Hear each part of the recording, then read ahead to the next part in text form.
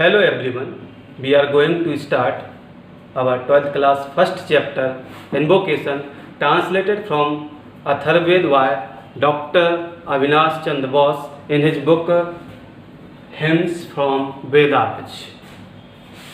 So we start our chapter with here are two stanza of fourth line, means there are total 8 lines in this poem. So we start now. Let us have concord with our own people and concord with people who are strangers to us.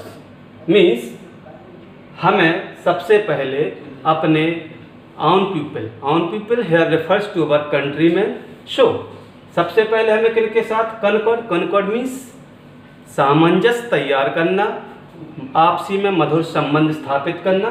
तो सबसे पहले हमें अपने खुद के लोग यानी जो हमारे कंट्रीमैन हैं उनके साथ हमें कॉन्कॉर्ड स्थापित करना है. फिर concord with the people who are strangers to us.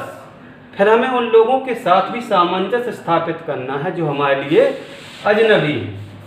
अस्वेंस create between us and strangers unity of heart. Ashvins is a dual god who are symbolising for perfect unity. यानी जो एकता के लिए जिन देवताओं को हम यहाँ पर इन्वोक कर रहे हैं उनका नाम है अश्विन भगवान. तो हम अश्विन भगवान से प्रार्थना कर रहे हैं कि क्रिएट कर दीजिए क्या आ यूनिटी ऑफ हार्ट्स, यानी दिलों की एकता को क्रिएट करने के लिए हम उनका आवाहन कर रहे हैं. किनके बीच में? Between us and the strangers, जो हमारे खुद के लोग हैं और जो हमारे लिए अजनबी हैं. Strangers here refers to the foreign people, जो बाहर के लोग हैं जिनके बारे में जिनके कल्चर के बारे में हम कुछ नहीं जानते. Here the refers people strangers. Now second extract is may be unitable in our minds unite in our purpose. May be unite in our minds unite in our purpose. May हम may का इस्तेमाल कब करते हैं? जब हम किसी चीज़ की कामना करें, इच्छा रखते हैं. तो हमने ऐसी कामना करते हैं कि हम यूनाइट हो जाएं, एक हो जाएं. किस चीज़ में? In our minds and in our purpose. यानी हमारे जो दिमाग में है, हमारे जो उद्देश्य हैं, वो सब कैसे हो जाएं? एक हो जाएं. And not fight against the divine spirit within us. और हमें लड़ना नहीं है. किससे? डिवाइन स्पिरिट से. वो डिवाइन स्पिरिट कहाँ है? वह हमारे अंदर ही है. हमारे अंदर एक आत्मा निवास करती है जिसे भगवान के अंश के रूप में हम जानते हैं. इसलिए उस डिवाइन स्पिरिट के अगेंस्ट हमें नहीं जाना. Let not the battle cry rise amidst many slain, not the arrows of the war god fall with the break of the day. Let no the battle cry rise. हमें ऐसा कोई भी काम नहीं करना है कि जिससे बैटल क्राई राइज यानी युद्ध से उत्पन्न होने वाली चीखें जन्म ले. Emits many slain. Slain here refers to the dead people. Slain means dead people. यानी ये चीखें हमें कहाँ से सुनाई ना दें? डेड पीपल के बीच में से. Not the arrows of the war god fall with the break of the day. साथ में एक कामना और यहाँ पर की गई है कि हमारे दिन की शुरुआत किससे ना हो? वार गॉड के तीरों से. वार गॉड यहाँ पे इंद्र भगवान के लिए रेफर किया गया है. मतलब कि हमारे दिन की शुरुआत इंद्र देवता अपने तीरों को लेकर ना करें. मतलब हमारी दिन की शुरुआत किसी भी प्रकार के लड़ाई झगड़े से ना हो. Here now we are going to some discussion about the words given in the extracts. Means concord. Concord means cordial relation between us and the strangers. Cordial relation with anybody. Strangers here refers to our foreign people. Own people refers to our countrymen. A unity of hearts, दिलों की एकता. Unite in our minds unite in our purpose. Mind में हम एक हो यानी दिमाग से जो कुछ सोचें वो एक हो और हमारे उद्देश्य भी एक जैसे हैं।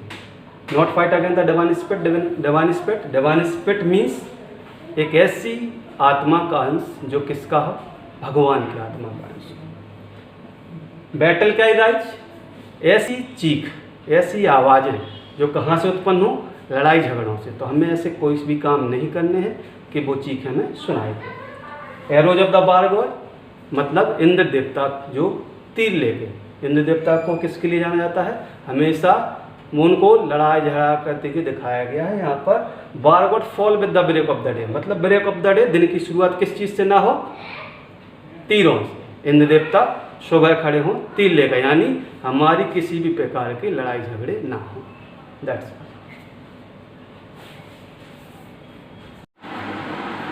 अभी इसके पहले हमने अपना फर्स्ट चैप्टर एजुकेशन पढ़ा था। अब उस चैप्टर के कुछ इम्पोर्टेंट एक्सट्रैक्ट हैं, जिसमें से उसका फर्स्ट एक्सट्रैक्ट यहाँ लिखा हुआ है। आप सब देखें और समझें कि 5 नंबर का एक्सट्रैक्ट आता है, जिसमें 4 क्वेश्चन रहते हैं। 3 क्वेश्चन जो हैं 1-1 नंबर के रहते हैं, और लास्ट वाला क्वेश्चन जो रहता है वो 2 नंबर का रहता है, जो अपन को एक सेंटेंस में देना पड़ता है। ठीक है, देखते हैं पहला extract. Let us have concord with our own people and concord with people who are strangers to us, Ashvins create between us and the strangers unity of heart. चलो हम अपने लोगों के साथ सामंजस्य स्थापित करें, फिर उन लोगों के साथ जो हमारे लिए अजनबी हैं। हे भगवान अश्विन, हमारे और अजनबियों के बीच में एक यूनिटी ऑफ हार्ट्स, दिलों की एकता को क्रिएट कर दीजिए, बना दीजिए, निर्माण कर दीजिए। चलिए देखते हैं इसके क्वेश्चन। फर्स्ट क्वेश्चन है, who does us in the first line refer to. यहाँ पर इस फर्स्ट लाइन में जो अस आया है वो किन के लिए इस्तेमाल किया गया है, तो here the answer is worldly people, दुनिया भर के जो लोग हैं उनके लिए अस वर्ड का इस्तेमाल किया गया है।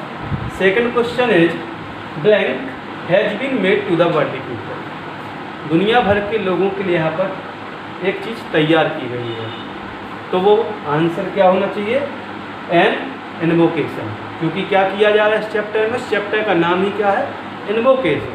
तो यहाँ पर इन्वोक किया जा रहा है, आवाहन किया जा रहा है, तो ये right answer is an invocation has been made to the worldly people. Then the third question is find a word which means cordiality. एक शब्द में हमें ये बताना है, कॉर्डियलिटी के लिए एक वर्ड इस्तेमाल किया गया है इस एक्सट्रैक्ट में, वो वर्ड कौन सा है, the word is concord. So the right answer is concord. What should be create between us and the strangers, ऐसी कौन सी चीज़ है जो हमें अपने और स्ट्रेंजर्स के बीच में क्रिएट करना है। तो यहाँ पर हमने पहले ही पढ़ा है, ऊपर एक्सट्रैक्ट में लिखा है, आज स्वयं भगवान से हमने प्रार्थना की थी कि क्रिएट कर दीजिए हमारे अजनबियों के बीच में, वो कौन सी चीज़ थी, यूनिटी ऑफ हार्ट्स। तो आंसर क्या होना चाहिए, we should create unity of hearts between us and the strangers. Thank you. Hello friends, now we are going to start our second chapter of the first chapter, second extract of the first chapter, invocation, that is maybe unite in our minds and unite in our purpose and not fight against the divine spirit within us. Lord, let not the battle cry rise amidst many slain, nor the arrows of the war god fall with the break of the day. Means हम ऐसी कामना करते हैं ईश्वर से कि हम अपने mind यानी विचारों में और पर्पज यानी अपने उद्देश्यों में एक रहें, and not fight against the divine spirit within us, और हमारे अंदर जो डिवाइन स्पिरिट है उसके हम अगेंस्ट या विरुद्ध में ना जाएं। Late not the battle cry rise amidst many slain, हमें कोशिश करनी है कि ऐसे हम कोई भी कार्य ना करें जिससे कि बैटल क्राई राइज यानी युद्ध से उत्पन्न होने वाली चीख हमें सुनाई दे, किन लोगों के बीच में से, amidst many slain, slain means dead people, ऐसे लोग जो मर चुके हैं या जो लोग घायल हैं उनके बीच में से हमें वो चीखें सुनाई दें। Not the arrows of the war god fall with the break of the day, और ना ही हमारी दिन की शुरुआत कैसी हो, लड़ाई और झगड़ों के साथ। अब इस एक्सट्रैक्ट के कुछ क्वेश्चंस हैं जो हमारे यहाँ पर अपने एमपी बोर्ड में 5 नंबर के पूछे जाते हैं। उसका फर्स्ट क्वेश्चन इस एक्सट्रैक्ट का है, what sort of unity does the first line refer to. फर्स्ट लाइन में किस प्रकार की यूनिटी, एकता की बात कही गई है? तो हमने पढ़ा था भी कि may be unite in our minds, unite in our purpose, यानी हमारे विचारों की एकता और उद्देश्यों की एकता। Then the answer is the unity of minds and purpose. Second question is we should not fight against dot dot dot. हमें अगेंस्ट नहीं जाना है, लड़ना नहीं है। किससे लड़ना है?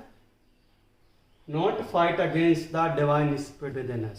सेकंड लाइन में इसका आंसर है कि not fight against the divine spirit means एक ऐसी आत्मा, दैवी आत्मा जो हमारे अंदर विद्यमान रहती है, हमें उससे नहीं लड़ना। Third question is find a word which means same as dead. हमें इस एक्सट्रैक्ट में से एक ऐसा वर्ड ढूंढ के बताना है जिसका मतलब है डेड, यानी मरा हुआ। तो हम यहाँ पर पढ़ते हैं late not the battle carry rise amidst many slain. Slain, slain word means dead people. So the answer is dead people slain. Answer is slain means dead people. Next question is what should B not let rise. एक ऐसी कौन सी चीज है जिससे हमें उगने नहीं देना है या उदय होने नहीं देना है? Answer is we should not let rise the battle cry. Answer is the battle cry amidst many slain. हमें किस चीज को नहीं होने देना है? वो है battle cry amidst many slain. Okay, thank you.